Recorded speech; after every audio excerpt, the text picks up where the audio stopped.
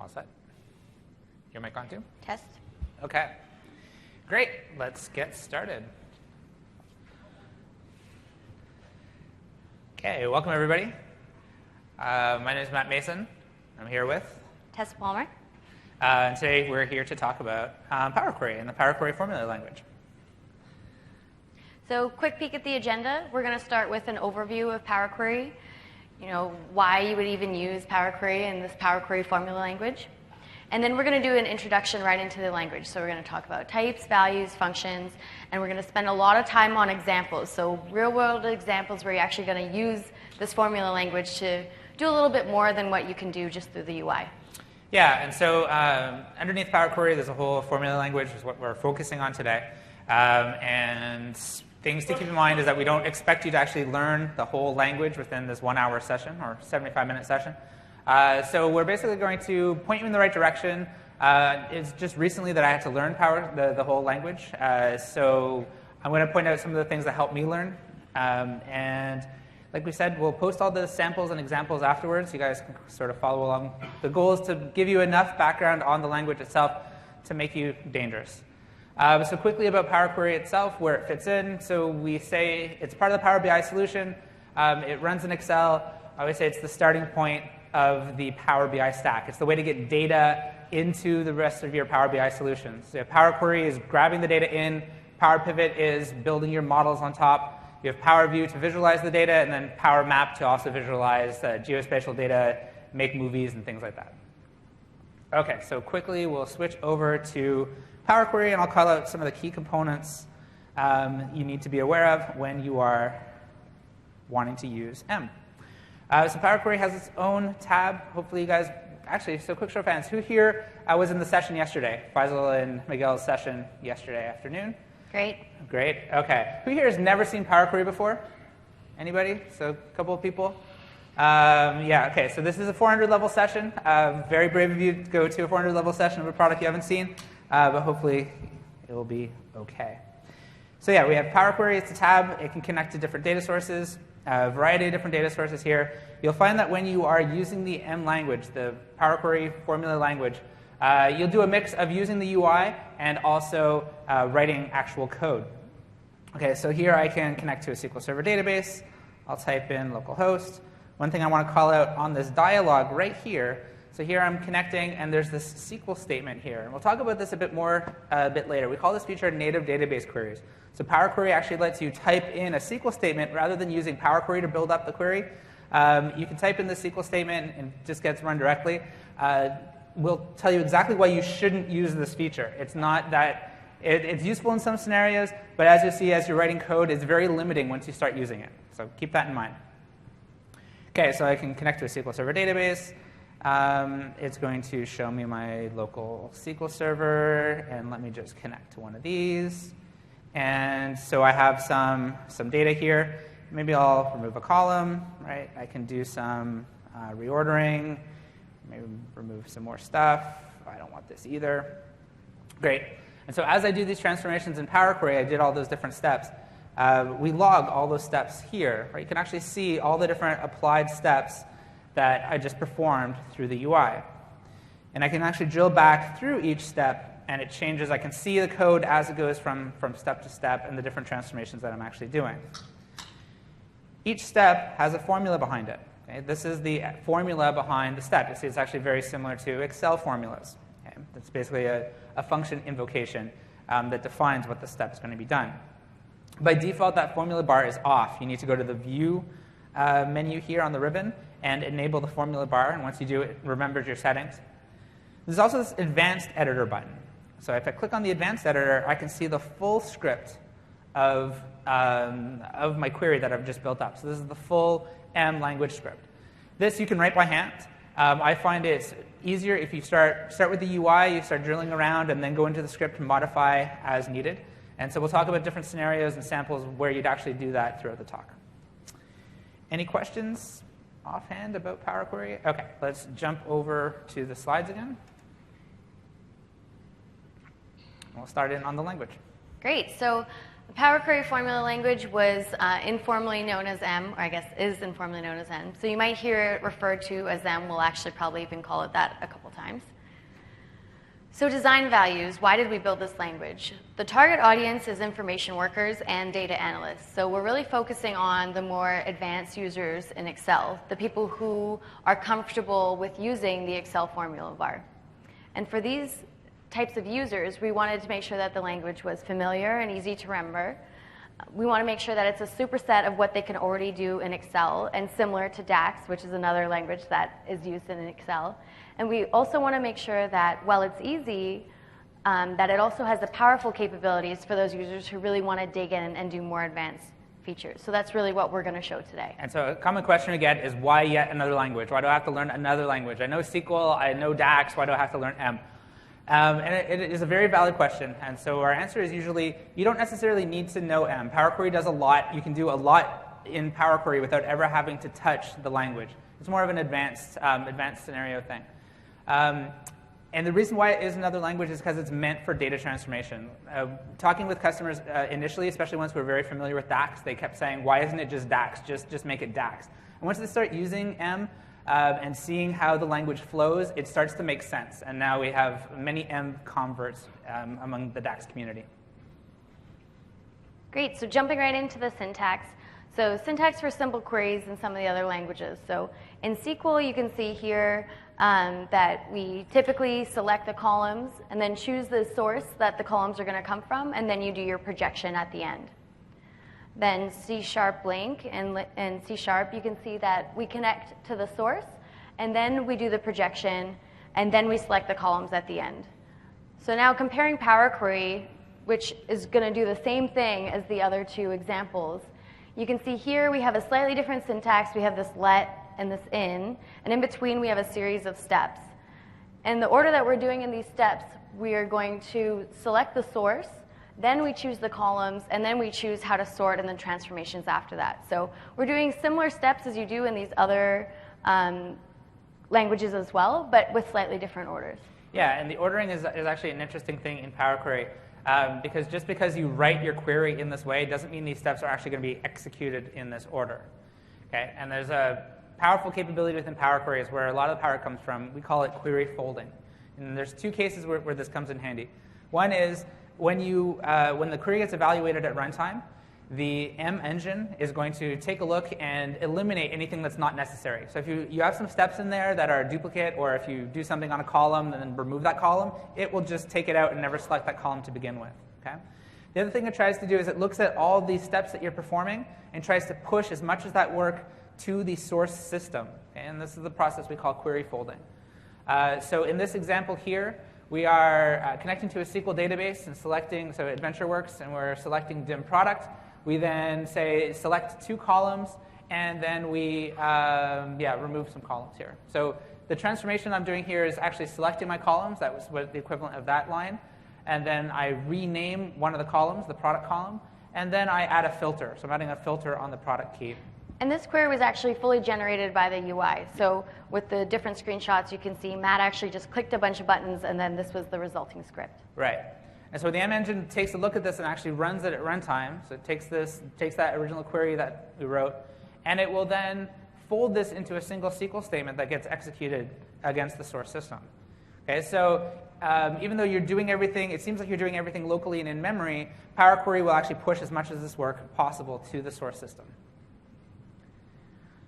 So what actually gets filtered? Lots of things get filtered. So common things are column filters, row filters, group bys, pivot actions. What actually gets folded depends on the capabilities of the source system. So if you're talking to a relational system like SQL Server, a lot of the functions, a lot of the stuff you do can actually be folded to the source. One of the great things about Power Query is if you're talking to a system that can't be folded to, so you're reading from a text file, for example, Power Query will just do the work locally. So we say that there's no cliffs to the language. And regardless of whatever source that you're connecting to, you can perform the same sets of transformations. The other thing that affects folding is some internal Power Query logic, some optimization, so it knows when to fold and not to fold, and also data source privacy level. So if you're ever using Power Query and you're trying to join data between sources, you'll get a prompt. It asks you to select a privacy level for your data source, either public, organizational, or private.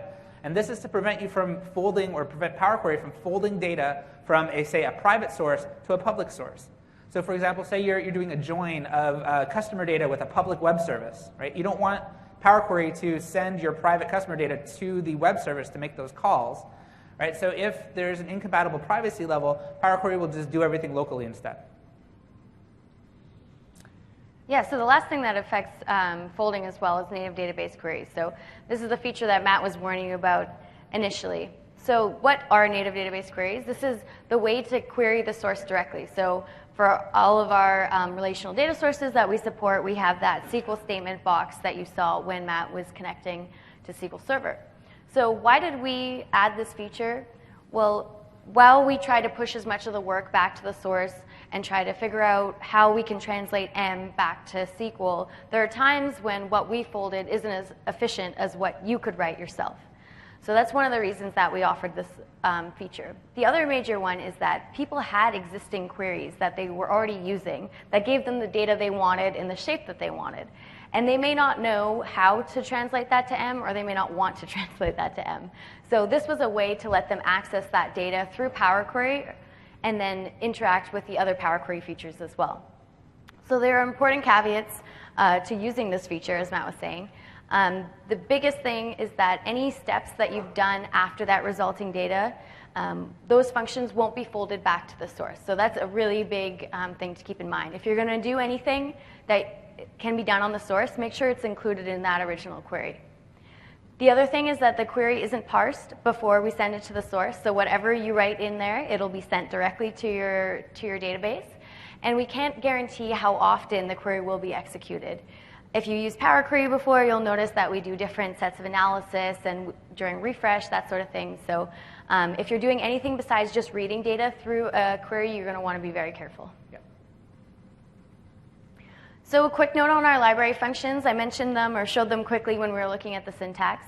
So we have a ton of library functions, and you can look at the library spec at the link below, and we have some other links to share near the end.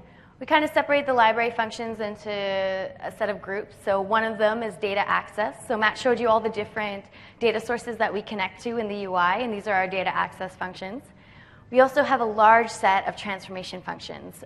This is really the bread and butter of what the language can do. So lots of things like converting things from text, joining things, sorts, and we'll show them more as we get into our demos. But the transformation functions are really the interesting part of it. We also have this sort of other category. One of these that we'll look at is actually our set of our binary functions. So it allows you to read and specify binary types as well. So yes, take a look at the library spec for more information. So not every button within Power Query, not every button has an exact function mapping. You'll see there's some duplicates. Like we have a connect to SQL Server and a connect to Azure SQL Database that actually you see underneath just calls a single SQL function. Other times there's some transformation buttons that map or call functions in different ways, even though they're labeled as different buttons. And there's also a lot of functions in the M language that aren't exposed in the ribbon. So it's something to, the library spec has a full listing of all those. Great, so now that we've talked about the library, I'm going to jump over to a quick demo about when you would use this and what certain benefits. Okay, great. So here we are. I have 3 tables in my workbook that I've already connected to. One quick thing to note is that my load is actually disabled. Now this is really handy, especially as you start building up more complex queries. If you've used Power Query before, you know that you have options to load it to the sheet or load it to the data model. There is also another option to not load it at all and just create that connection. And that can be handy if you're going to reuse that connection in multiple things. This isn't the final shape that you want it in. So you don't have to actually load the data until you're ready to do so. Yeah, and can show them the default, the new button now in the, if you go to data source options. So this is actually in the latest build of Power Query. There's actually an options now where you can set your default. So now I always turn my default to don't load because I typically will build multiple queries and I'll do query editing and stuff like that. I don't want to load the intermediate steps to the worksheet. Great. Okay, so on one of my 3 queries, pretty much what I want to do is I want to do a 3-way join between these tables. And so Power Query makes this pretty easy. I have an option here in the ribbon to merge queries. And doing so will give me an interface that brings up the table I'm already on. It shows me the other tables I have in my workbook. And it makes it really easy to do a quick join. And so you can see down here, we actually tell you how many rows that make a match, and you can hit OK. And now what I've done is I've done a really quick join, and it's landed in this new column in this nested table format here. One of the things I can see in the formula bar, so this is one of the reasons to turn on your formula bar early, because you can start seeing what's generated automatically. So you can see here that it did a nested join, and it has my key columns and that sort of thing. So one of the things, to be a little bit more efficient, I'm going to choose to do a flat join instead. And a great feature that we have here is actually to give you more information about the functions that you're using. So let me zoom back out. So pretty much you just specify the functions without any parameters, and it's going to show the function help right in line. So I can see here that table.join is a little different than the table nested join in that I need to specify a join kind. So instead here, I'm just going to write, let's do an inner join. And with that, I've done one flat join, and I have all my columns visible. So at this point, I'm going to show you, that was a basic way to just use a little bit of M to make it a little bit more efficient. But hopping into the advanced view, you can see what I've done here. So the first two steps, here I'm actually just connecting to my source and choosing what I want to select. The next one is actually choosing the table that I've connected to. And then our last step is actually doing the join, you can see here. So this is on top of the other two queries that I've already imported. And if I wanted to do yet another join, I would have to add another step in line. So we can make this actually a little bit more efficient. I'll hop over to something that we built for you today, pasting it in and zooming back in for you. So you can see here the initial part is the same. I'm still connecting to my source. But now the next 3 lines are actually connecting to those 3 different tables. So instead of doing it in 3 separate queries, I've optimized it and done it in 1 query initially. And then you can see my last 2 lines are the 2 joins, again in line. And I can hit OK. And I actually have this 3-way join connecting to the tables and then joining them all in 1 query instead of having 3 or 4 or even 5 queries. Right, and so even though it was done in multiple steps, underneath this would be a single SQL statement that gets executed against the backend SQL server. Exactly, so that's one way to use M to make things just a little bit more efficient. Yeah, and if you were joining disparate data sources, like you were joining 2 tables from SQL and 1 from a text file, it would join the 2 from SQL server and then do the text file join in memory.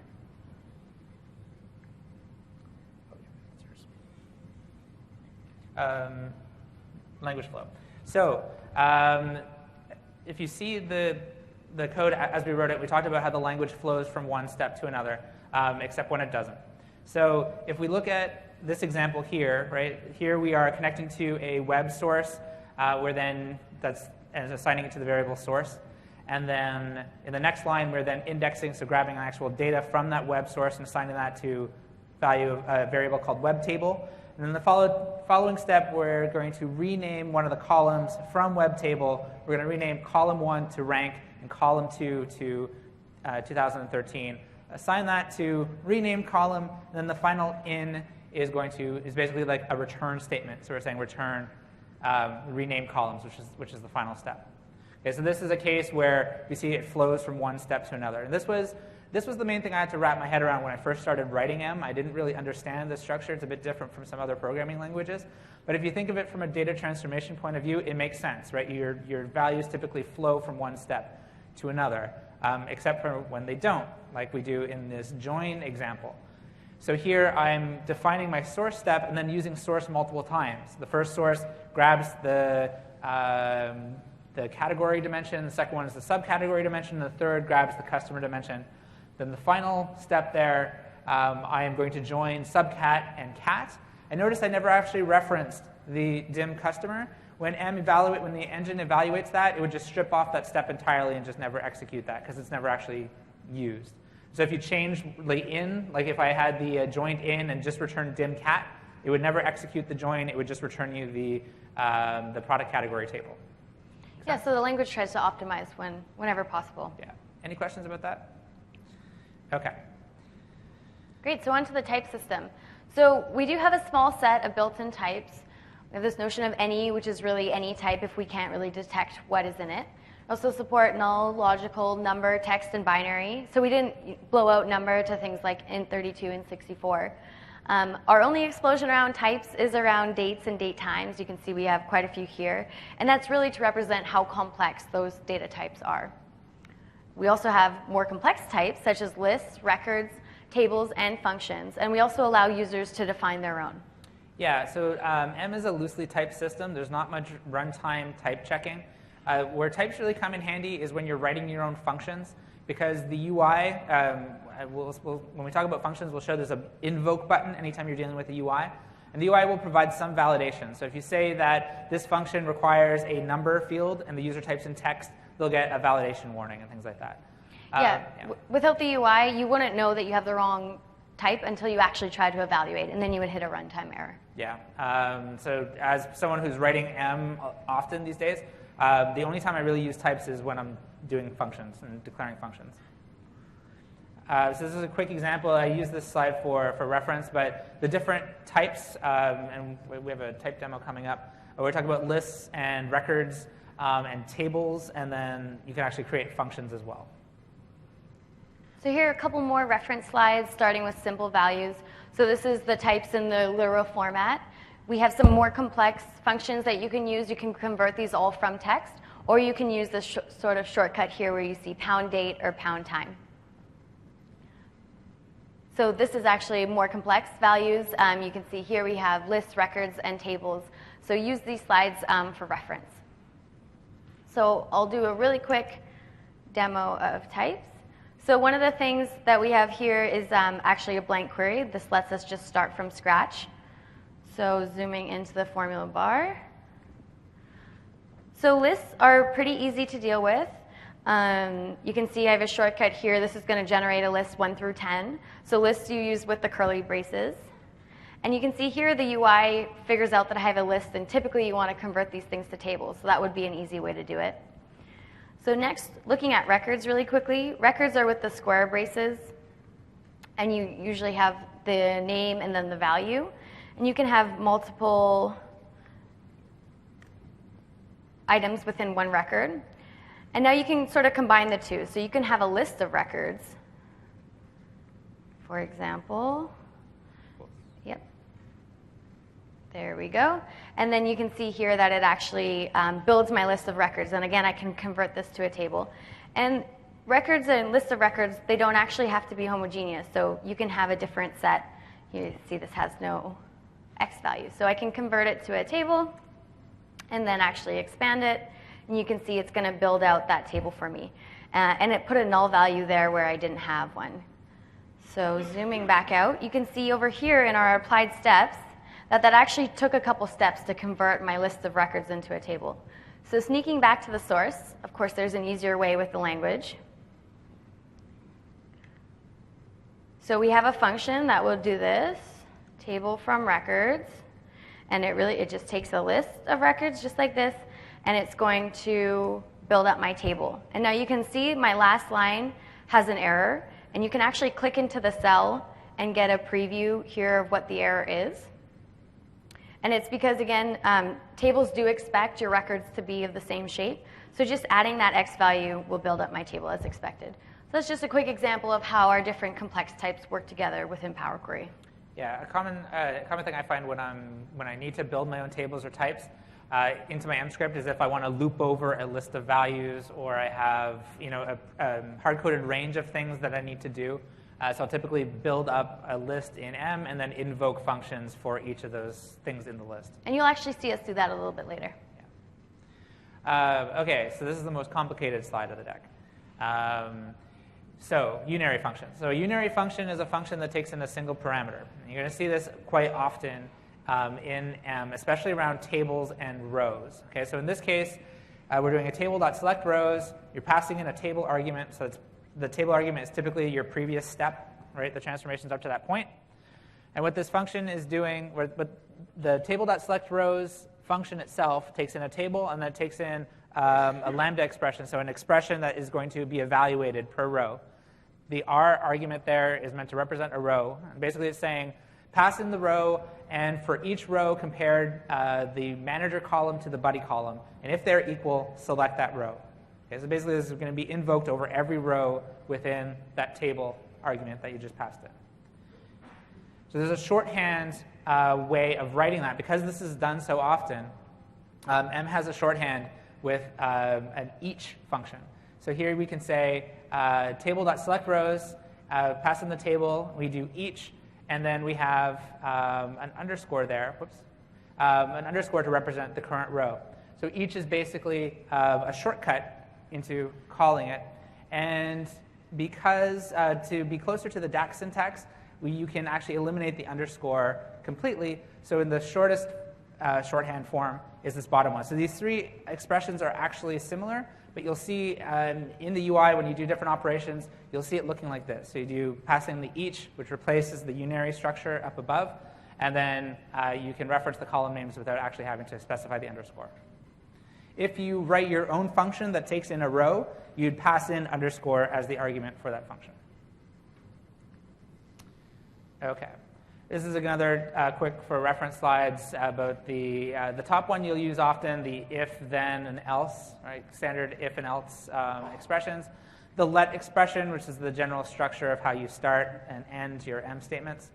Then you have error and try. So error is like throwing an exception. Think of it in C# or any .NET language. It's like throwing an error. So you get to a case, you could have an else error, and that will elevate the error and error message. And Power Query has some special handling on how to display those types of errors. And you also have a try expression.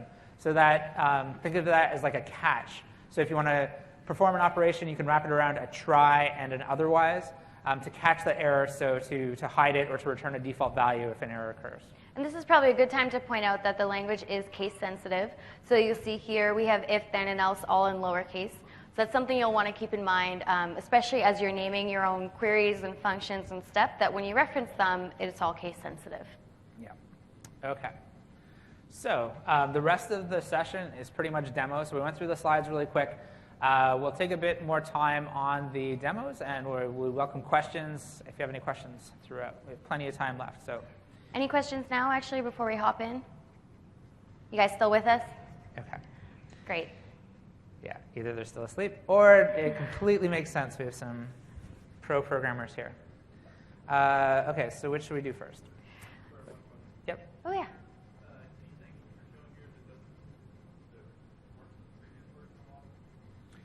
So the question is there anything we're showing here, does it work in the previous version of Office? So Power Query itself runs with Office 2013. It also works in Office 2010. So the add-in can be installed for both. The only difference would be the load to data model option. If you use Power Pivot in 2010 as the add-in, you can still connect to the data that you've loaded from Power Query, but it won't be an option in the UI as it is here. You'll have to actually go through Power Pivot and pull it in. So that's the only difference. OK. Any other questions before you jump in?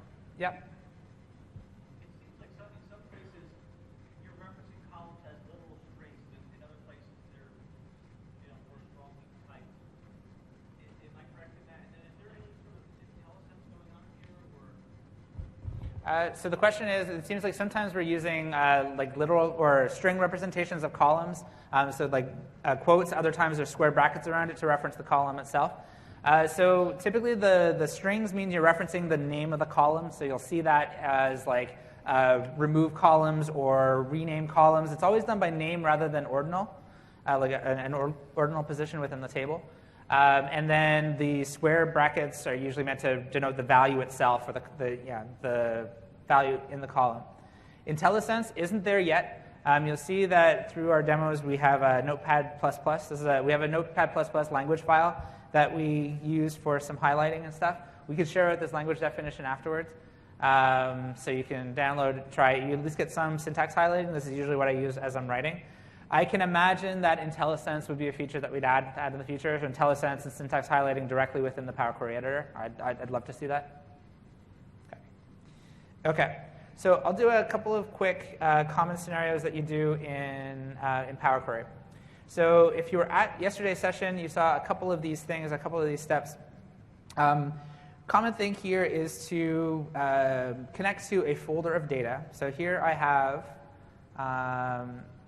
some sales data and spread across multiple files. So I have a headers file, and I have years of sales data spread across multiple files. And there's a cool thing you can do in Power Query where I will connect to the folder. I can list all of the contents of the folder. And under content, there's this magic button. It invokes a function called binary.combine. It's going to basically combine all these files together so they can be parsed as a single unit. Okay? Single one-click button. And if I click that, Power Query is going to auto-detect. So I've only done 2 steps, right? I connected to the source and I click that one button, but you'll see there's actually multiple steps here. So that's the other thing the Power Query editor can do that you don't get automatically when you're coding by hand, is it will auto-infer steps. So I click binary.combine. Power Query saw that it was CSV files that you're importing, so it added that imported CSV step. It detected that the first row was probably headers, so it inferred that other step. And then it detected data types. Right? So this is another case where starting off things in the UI and going through these steps, it's quicker than actually having to write all this stuff by hand. And you can see in this case, it was super helpful to just have that one button that combined them all together, because we had 4 or 5 different files that were supposed to represent sales data over a certain amount of time. So it's the same schema, same type over multiple files. And instead of having to connect to each one and then sort of append them together manually, in one button, it figured it out for us. Yeah, so it just went through and loaded all 60,000 rows of data here. And if I scroll down, so I see I have the 2005 data, and as I scroll down, I can see the other years of data was imported in, right? Really handy. Quick question, yeah.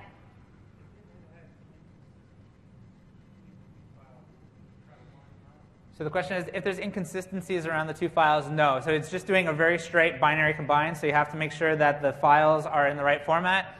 The best case, this is like the happy path that I don't usually talk about. Best case is you actually have your headers in a separate file, because otherwise you'll get headers repeated in every file. There are ways to handle that in M. You can say remove rows, or you specifically look for different things to take out. But yeah, the happy path for doing that binary combine is where you have separate headers and then all your data files. Yeah. So a question is, so I showed this because the common question we get is, can I do this with XML files? Can I do this with Excel files and stuff like that? So that's going to be my next demo. You jumped ahead. Yeah. This was actually, the last conference was at, SharePoint conference I was at, this was, somebody was actually criticizing, saying, well, yeah, you can do it with flat file, but we always use Excel files and you can't do it with Excel files. So I'll show the same process and how that's done with Excel. Of course, Excel is a structured format. You can't just do a binary.combine, right? You can't just glue the files together and parse it in a meaningful way. So I'll show you the process that we do here. Yeah, so Matt just went through the easy one, the happy path, as we like to call it. In the more advanced case, you have to do a little bit more magic, but it's something that's still pretty straightforward, and you don't need to know a lot of M in order to get this done. Right. So I'm going to do from file. This time I'll do from Excel. I'll paste in my Excel file. So I'm going to start with just a single one of those files, and I look inside, and I have sales data. Edit this. So in this case, I'm looking at my sales data. I see that my headers are in the first row, and I will do use first row as header. And then I'm pretty happy with the way this thing looks. Again, this is loading a single file, so I'll call this function getData. Now, if I go to the advanced editor, I can see my whole code here, right? Now, I'm just going to show you how to turn a regular query into a function. It's actually pretty simple. I do this. So open and close braces, and then I have the equals, what is that called? Greater than, in my function, and now it's a function. I click done, and now you see that the UI has switched it from a query result to a function that I can invoke. If I click invoke, it runs that function. Now, not that exciting. It just did exactly what I was doing before. It gets interesting when you start parameterizing your function, though. Right? So now if I add a parameter called file as text, right? And the as text is how we type that parameter? Yeah, and typing is actually optional, so I could include it without that. And I replace this, my actual data here, and I slide this over a little bit, with that parameter I passed in. Right, now I actually have a function that I can invoke with a different path. Okay. So pretty much it's going to take the parameter and then it's going to do all the same steps that he had done on that first file. Yeah, so I'll call that get data. So now I have a function that's able to take in a path and parse that Excel file given the query that I actually built. So now it's time to invoke that. So I'm going to do from folder again, and I will take this directory. So now I'm listing all of my files in the directory. I don't want to do binary combine this time. Actually, what I want is the full path to the file name. So I'll get rid of this column. I'll move folder path over here. I'll get rid of these extra columns. And then I'll merge these two things together, which is on this, merge columns, no separator. So now I have an argument that is my full file path. I'll call this path. Now I will insert a custom column. And that custom column is going to call the function get data. So this dialog might be the first place that you actually write some M. So really, basically, he's just invoking his own function with the column path. Yeah. Click OK. Now I have a table for each column, or for each file. I can see it down at the bottom. And I can expand this inline. And now I have actually invoking over every file. I'm going to load for each file to my worksheet. So a couple more steps, but it's still possible, and it was actually quite easily done. And especially when you're writing your own parsing script, that's the point where you can start special casing certain things. So for example, if you have a combination of CSV that are comma delimited and semicolon delimited, you can actually detect which way to go and split based on the column type, for example. Yeah. We have a question over here. Could we do this as well in VBA? So currently, Power Query does not have a VBA interface. But as we get tighter integrated in Excel, I can see us adding that. No, currently there is no VBA interface for Power Query. Yeah. There's a question?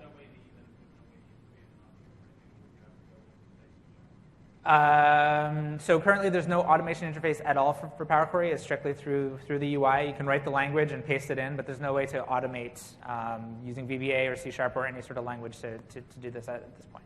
I can imagine that coming. Just like currently Power Query only runs in Excel, the language has to run in Excel. I can imagine in the future that we'd be taking that and running in other cases as well. Running as an SSIS source is a really common ask that we get. You can imagine seeing this transformation capabilities as a source in SSIS and going to the rest of your data flow.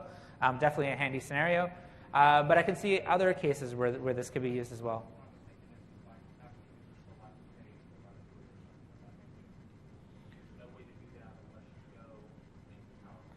So the question is around if you want your user to actually select, like you want the user to select a directory of data and then perform a set of operations or run a set of queries. Right, so the user would actually have to do that. You could give them a function, share a function through the Power BI functionality with the function sharing. You could actually share that query and users could consume it. And then it's just a matter of them clicking that invoke button and passing in a path. Right. There's another question back there, or did we answer a question there?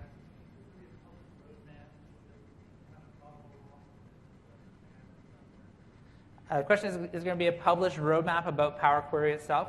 I think maybe some of the bigger items that we can follow along. So far, Power Query has been very on a rapid release cycle. We do monthly updates. If you started using even a couple of months ago, you'll see that the UI keeps improving. The language itself doesn't change as often. Most of the improvements we make are more around user experience rather than major things. The main language changes have been around connecting to new data sources, although we do add some new functions. I'm not sure if we plan to post a long-term roadmap. I think it's actually hard being on the team because we try to remain agile in what we actually go. We basically try to tackle the biggest customer demands each month. Right. Yeah. Great. Any other questions? Okay. There's one thing I want to call out. So you'll notice that even though I typed in, I just typed in that get data, you'll notice that each was inserted. So every time you do the insert custom column, Power Query inserts that each for you to basically say, for every row in the table, invoke this column. And you'll probably notice it as well if you're leveraging other functions that are just shown in the ribbon. You'll notice that each. So next time you turn on your formula bar and you start playing around with it, when you see that each, go back to Matt's reference slide and figure out what the heck's going on. Yeah. And actually, so going back to that question about whether or not you can ask the user to select, you could actually have another function that invokes this function. So you could parameterize this main query that takes in the directory and then goes into the directory and parses all the files. You could parameterize that as a function as well and prompt the user to input a folder. So yeah, every time you create a query, queries can reference other queries, functions can call other functions, so as long as it's within that workbook. Great, so the next, question, yeah. Yeah, one more.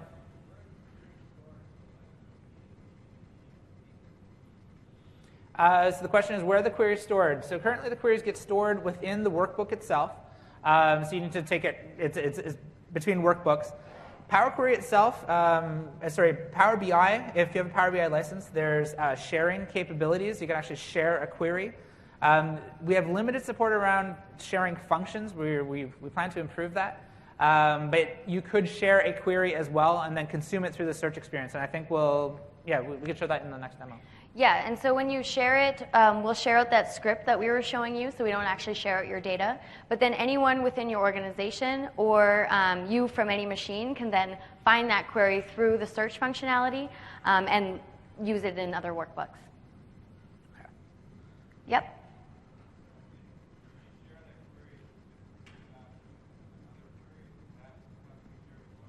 No, so when the question was, if you share a query that's dependent on another query, do you have to share both of the queries? When you share a query, Power Query goes through and analyzes what it's dependent on, and it will actually package everything up so that your consumer has everything they need when they consume it. Yeah. Okay. Okay, hopping over to the next one. So, yeah. This is actually a demo at the booth that came up. Somebody asked me about this. How can I go through a list of airport codes that I have a lot of different data? How can I bring this into a single list? So we decided to turn that into a demo today. Yeah, so hopefully the person who asked the question is actually here today. Sitting right at the corner. Right? Oh, great. Great. So you can see here that Wikipedia has a list of airport codes across the whole world by letter. And you can see that each of the letters are separated. Let me zoom up here. So they've separated it over multiple pages and just indexed it by page. So if I switch to B, you'll see that it's B at the top. So we actually figured, let's show you how to connect to this in Power Query. We want one big list. We don't have to connect each time. So I'm going to grab one of the URLs, and then I'm just going to go from web. You can paste it in. And we go back to Wikipedia. And it's going to parse the page, it's going to identify any tables that are there, and then show me my options here in the navigator. And so hovering over them, I can see that this first one looks like what I want, so I'm going to edit it. And one of the interesting things that I noticed right away is you can actually see back on the original page that it had this header line that spanned multiple things, and it does it a couple times throughout the page. And so typically this would be kind of a pain to use in data, but the way that we detected it on the table, we actually created a whole row, a whole column that had that value for every row. Then you can see that we got the different headers as we parse them out. Yeah, that's one of the really nice things about the Power Query CSV parser that wasn't immediately obvious. I just found out about it last night. Yeah.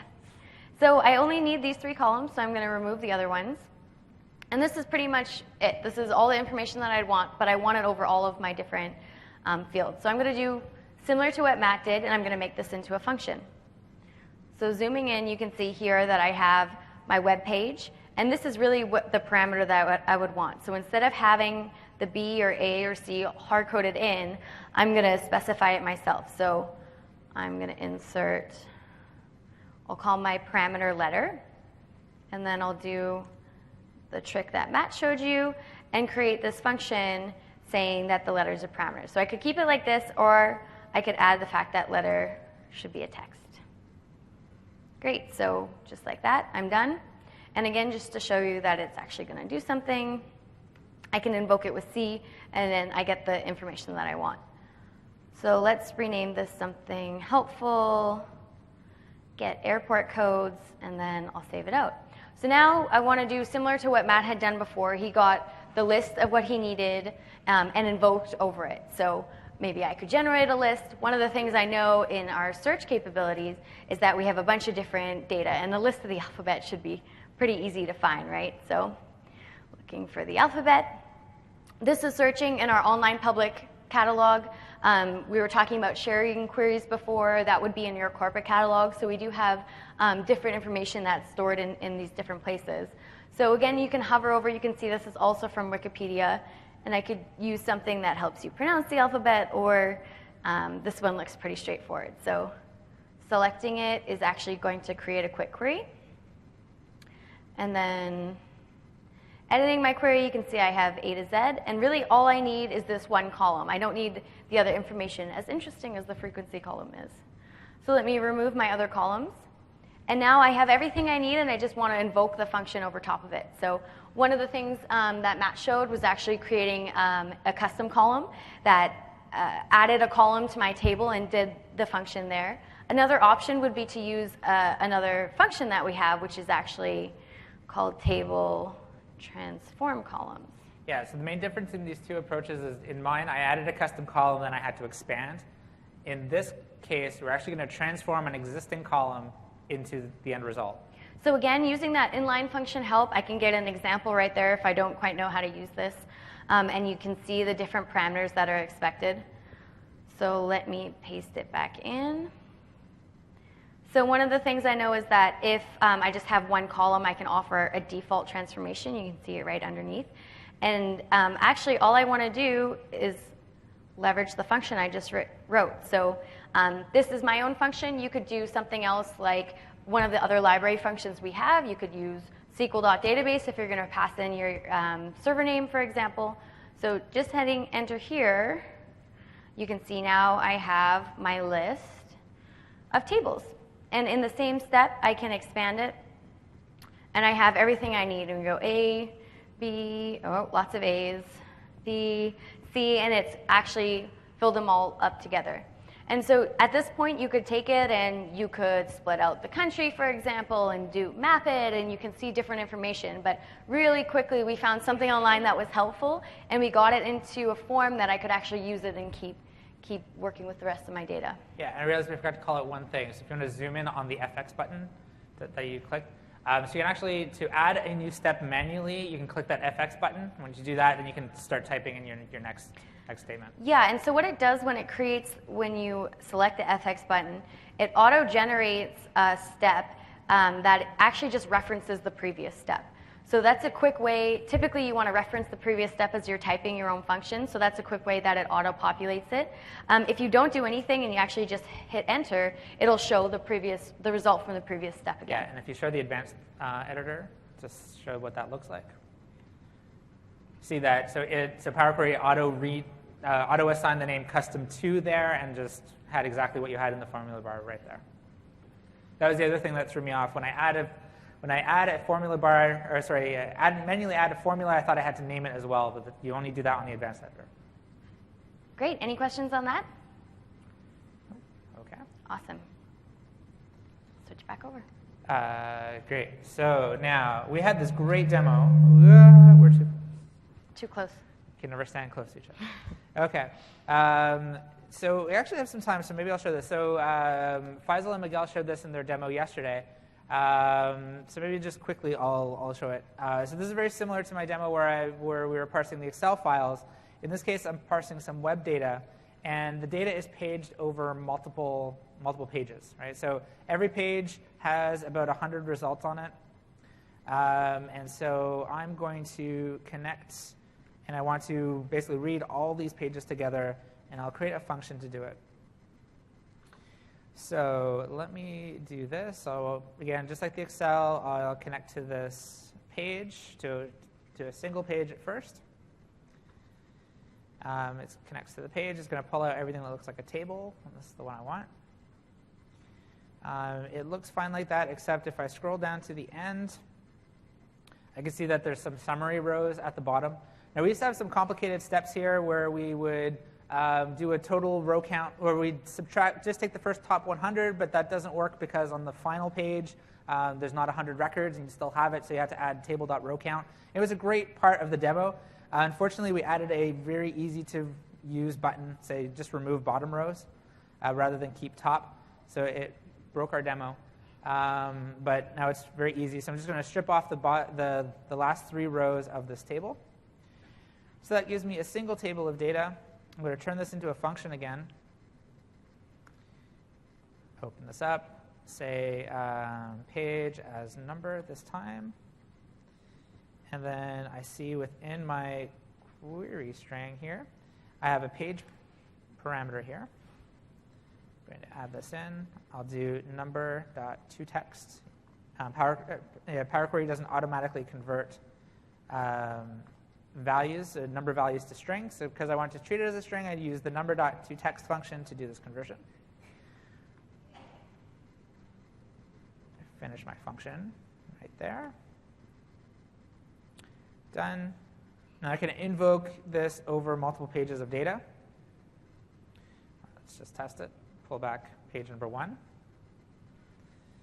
If my internet is working. There we go. OK, great.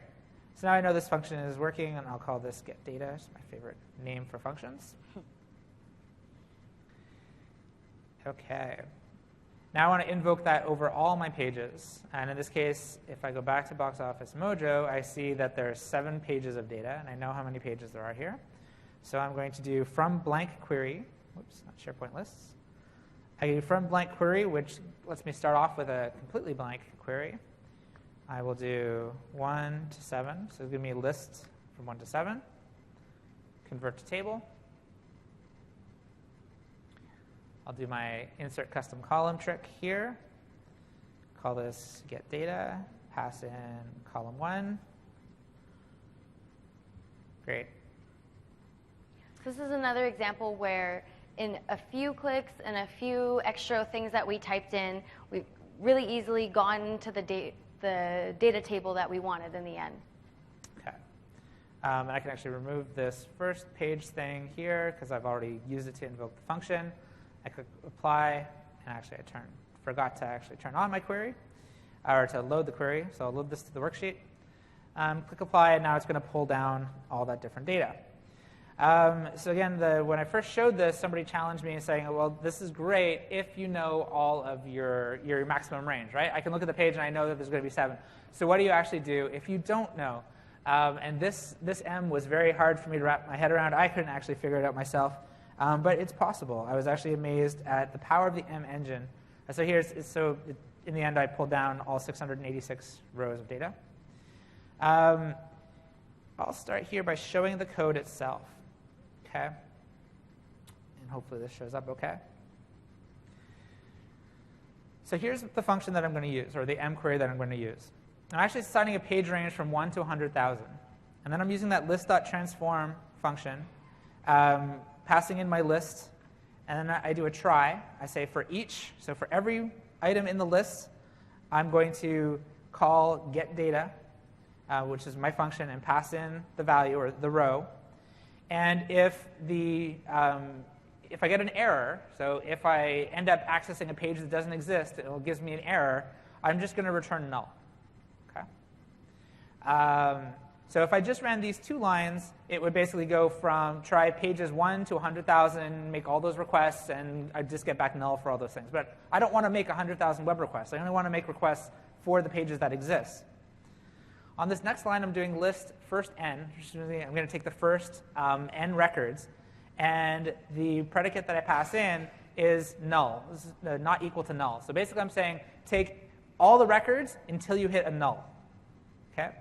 And then I convert it to a table, and then I expand the table, and then I end up with my query.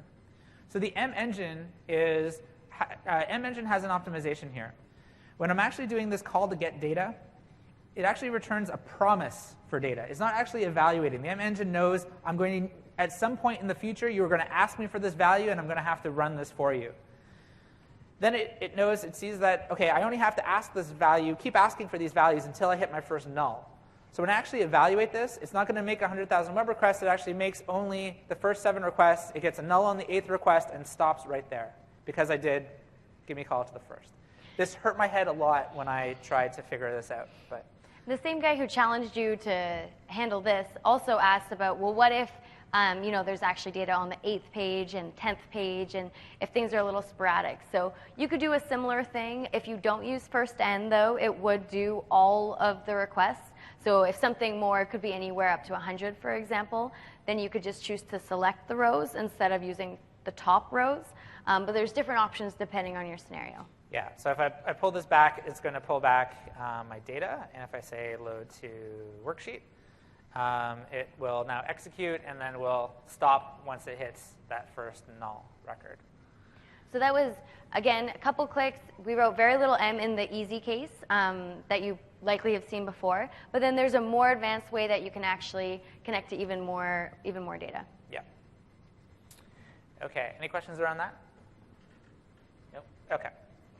Great. So this next one is one of the most advanced scenarios, actually is the most advanced scenario we're going to show today. So one of the things that we found, I mentioned earlier in this sort of other group of library functions we have is our binary functions. So this is a way to define and read binary sources. So one of the things that we found actually as we were working on the team and leveraging Power Query to do a bunch of different things is that in some scenarios you have these sort of custom binary blobs that your system is producing. So for whatever reason, it's building a specific blob that doesn't have any way to read it. You might have built a custom reader, that sort of thing, but you can actually do that in Power Query as well. Yeah, I had this scenario recently with an internal team where their web service was, for historical reasons, was encoding a bunch of fields as a single blob, a single binary format. And by using these binary functions, they were able to break out the values that they actually wanted to put into their workbook so they could report against it. But previously, they'd have to write some custom VBA within Excel to decode the actual data. So we'll start with a simple example so that we can kind of follow along with how something like this would work. So you can see here that I have 3 components to my query. The first one is the source, and I'm using our pound binary shortcut in order to define my binary blob. So I have my binary blob, and you can see that I have all, it's a set of bytes in the binary.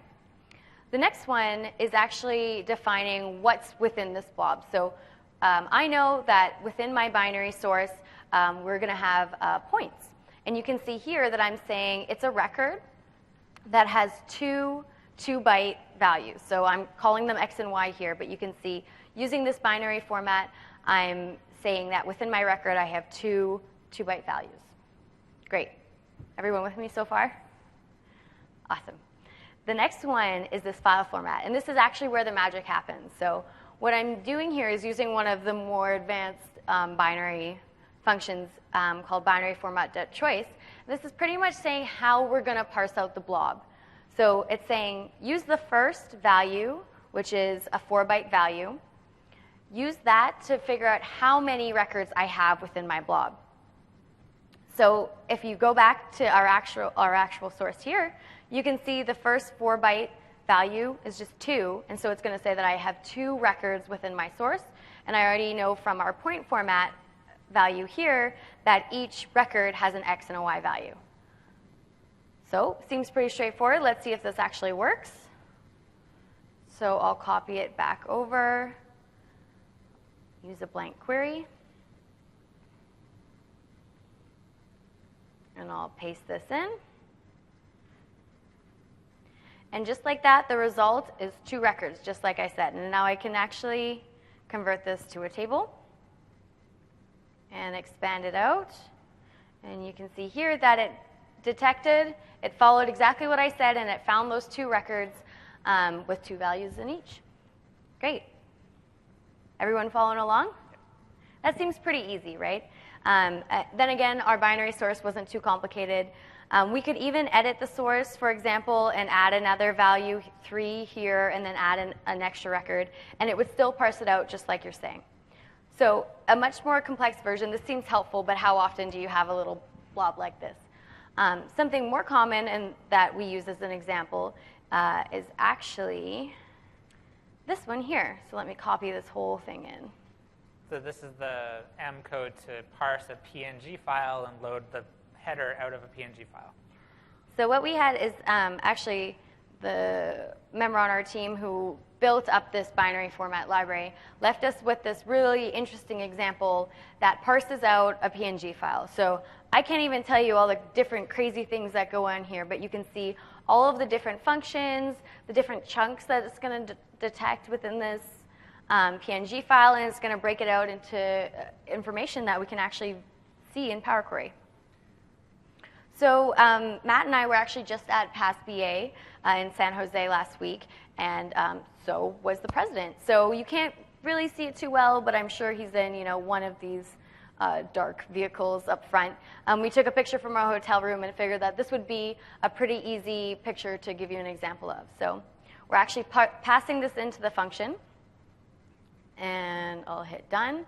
And you can see here that it's detected it as a PNG, and it's going to give the chunks that it detected within the function as a list. So now I have all the different chunks within. And actually peeking into one of the records, this first record happens to have the width, the height, the color type, that sort of thing, of the actual picture. So it's breaking up the binary, parsing it through, and giving us the data that we're looking for. Great. Great, yeah. So I think that's it. Any questions? We'll go to some tips and tricks, and then we can wrap up. Great. Great. Everyone's head's hurting from that binary thing. Yeah. OK. So we've called out some of these tips and tricks throughout the talk. Really, this first one I find is the easiest, is where, especially when you're first learning them, use the UI wherever you can. The auto inference really helps. Seeing the different formulas that get generated per step helps you learn the language as well. You can actually see in the demos that Matt and I were showing, most of the time we did most of the stuff through the UI. So we were parsing our Excel file or our web page or everything. We started in the UI and generated all our steps. It wasn't until we wanted to do something a little bit extra, where we wanted to optimize or do things all in one query, that we actually started typing. So yeah, and so the thing about the library functions, and maybe we can show this real quick, but there's a keyword that you can reference, which is #shared.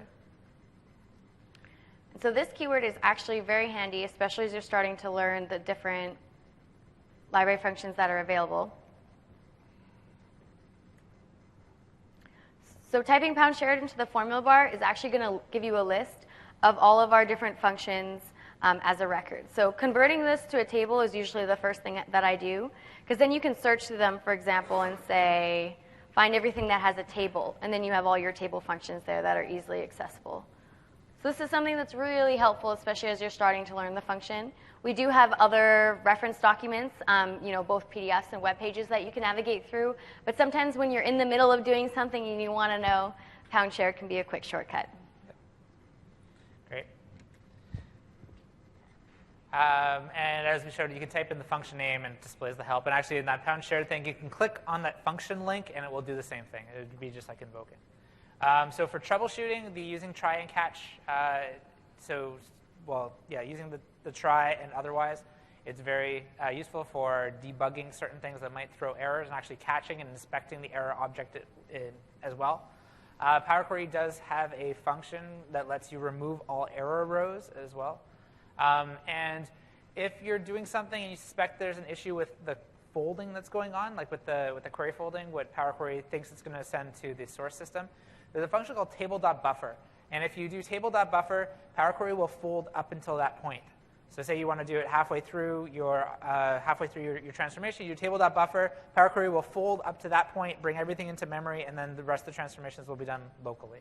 And this is really useful for other things besides if you think that there's an issue. For example, if you're connecting to a source that's very slow and you're noticing that the requests are taking quite a long time, you can insert this cache point, and we'll do everything locally from there on. Now, typically, you'll want to remove that cache point before you fully load everything. We will refresh up to that point, so it's up to you. A similar thing with, for example, selecting rows with errors. That can be nice as you're developing up your query and getting to the result that you want. But unless you want a query with just the errors, you probably want to remove that step before you load everything into your sheet. Some links for you. So a link to actually download the Power Query add-in. It's an add-in for, like we said, Excel 2013 and Excel 2010. There's some links for the library, for the language as well. There's two reference specs. One's for the language itself. It's going to be about the structure if statements and let statements and what that's supposed to look like. Then there's the language reference, the library reference, which is about the library functions that you'll use, helpful library functions. And that library reference is now available in the Office help as well, so it's a web-based version rather than a PDF version of the language spec. So you can search and see individual functions listed there as well. Great. Some related content. If you missed yesterday's What's New in Power Query session, be sure to check out the recording. And a bunch of stuff coming up. I expect there'll be lots of Power Query in the session following this, the BI Power Hour, which I'll be presenting in. Stick around for that. And that's it. I'd like to thank you very much for coming out, some track resources, and I'll just put up the eval slide so you guys can take the picture. And then we'll take questions. Yeah. Thanks so much, guys. Thanks very much.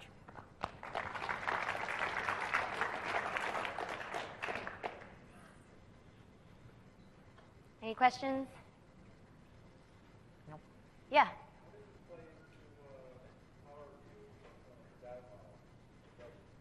Sorry, could you repeat the question? I think the question. How does it play into Power? Yeah. Yeah. So at the beginning, we talked about how you use Power Query to get the data in. Right. Typically, you'll put it either to the worksheet or you'll put it to the data model. Usually, if you're using Power View, so Power View is more for visualizing it. So the steps is usually Power Query brings the data in. You use Power Pivot if you need to add additional data model aspects to it, and then Power View to do the visualization. Does that make sense? Yeah, so they're all connected, and then they really complement each other to get to your final goal, if it's visualization or modeling or whatever you need. Yeah. Question?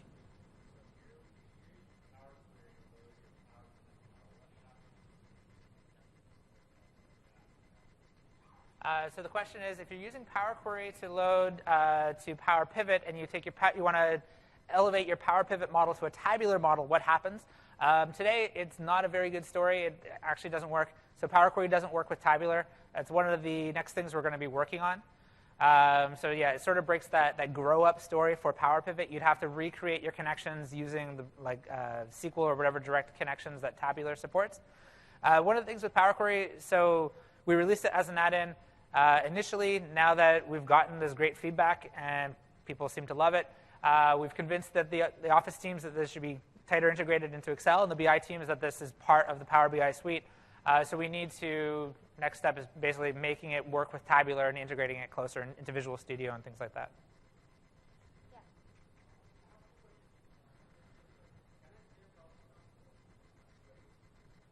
So the question is, can I save a query? Yeah, so it's copy and paste at this point. There's no explicit save. If you save, it will save to the workbook itself. To extract it to something else, you open up the advanced editor, copy and paste that into Notepad, into something else to save out. Yeah, and if you keep it as a query within the workbook, that means that it's always refreshable as well. So if copy and paste it if you need it maybe at a point in time, but typically you want to keep it in the worksheet so that you can hit refresh and get the latest and greatest. Yes. Yeah, so the output, it's only copy and paste, like you said, but so it really depends on where you want to use it. Oh, the data that comes back. Right. Yeah. I thought that's what you meant by copy and paste. Oh, the result. I meant copy paste the query itself. Yeah. Sorry, I heard query. So yeah, the data itself, it goes into your Excel workbook. Then you can save as CSV. That's usually the usual way that I do it. Yeah.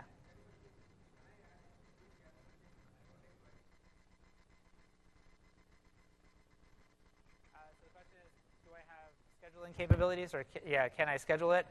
So every Power Query that you create is an Excel connection, and it runs like a regular Excel connection. So you hit F5, and it's going to refresh it.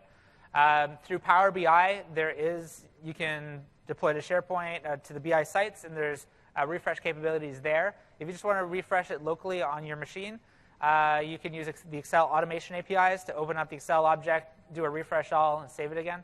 So it plugs into like any other data connection within Excel. Okay. Any other questions? Yeah.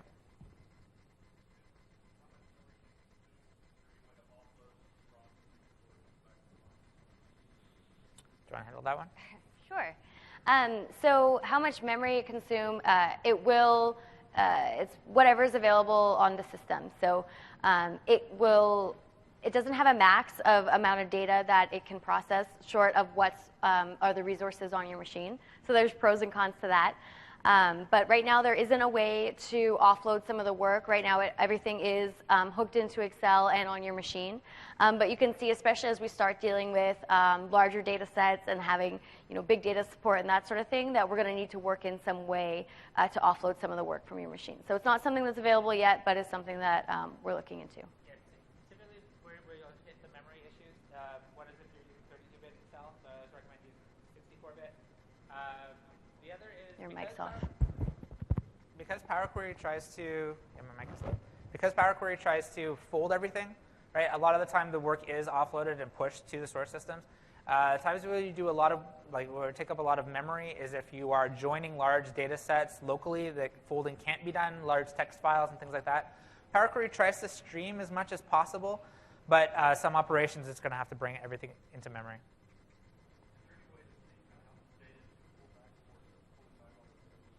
So the question is there any way to see how much data is going to be pulled back before it starts pulling back? No, I don't think so. With some sources, like if you're against a relational system, you could use table.row count, and it will actually just do a select top and get your count. Select count. So in that case, you could sort of check when you're in the editor. Usually, so with Power Query itself, when you connect to a data source, the editor is just going to bring back a sample of the data. So you're working with, default is 100 rows, and if you scroll down, it'll bring in the next set up to a maximum size. And it only actually pulls down all the data when you click apply. You don't, until you click apply, you don't really know how much data is going to be pulled down. It'll give you progress, and you can cancel a query as it's running. But yeah. And one of the things is you will, after you've done it the first time, you will continue to see the number of rows that are loaded. The next time you hit refresh, that can grow or shrink depending on your source, but you don't know really until you pull it down the first time. Yeah. So also related to memory limitations. So Excel, we have two ways. In 2013, there's two ways to load the data. One's to the worksheet and one's to the data model. The worksheet itself has a limit of a million records. I don't recommend ever loading a million records to the Excel worksheet. It really bloats up your workbook. Anytime you're dealing with larger amounts of data, use the data model. Use Power Pivot. It compresses things down. The workbooks will be smaller sizes. It'll be more manageable. BI performs a lot better against Power Pivot as well. Okay. So that's it, I guess. Yeah, we'll be up here for a bit longer if anyone has other questions. But otherwise, thanks for coming. Yeah, thanks.